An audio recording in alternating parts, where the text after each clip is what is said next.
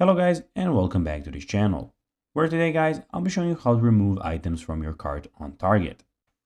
Now guys, the first thing that you of course need to do is go to target.com and you'll be greeted by a website looking something like this.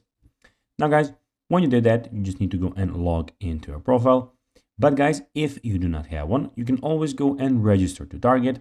But guys, if you do not know how to do that, you can always go to our YouTube channel where you have plenty of how to target videos where you can see how you can do this. Now guys, that we got that out of the way, let's see what we actually have in front of us here. So as you can see here, we have the Target official website where you can go and see everything what they can offer you. So here we have the categories where you can see all the categories that you can buy from. So toys, baby, grocery, home stuff and everything. Here we have deals where you can see some top deals, Target Circle deals, weekly ads, etc.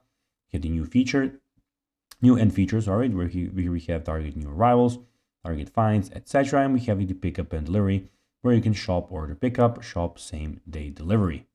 If you want something here, you can go and search it for here. So if you have something specific that you would like, and here we have the sign in option, and also here we get the cart where you can go guys and see everything that is actually in your cart.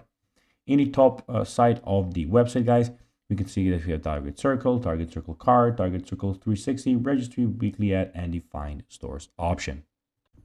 Now guys, let's see how you can actually go and remove items from your cart on Target. Well, it's pretty simple. You just need to go to the top right corner where your cart is, find something that you have in your cart, and then when it loads, just a second, you just need to click on the X button here and it will be gone. So guys, that will be everything for this video. I hope that you found this video informative. If you did guys, don't forget to like this video, share it, subscribe to the channel and put the notifications on. And guys, as always, I'll be seeing you in the next video. Bye guys.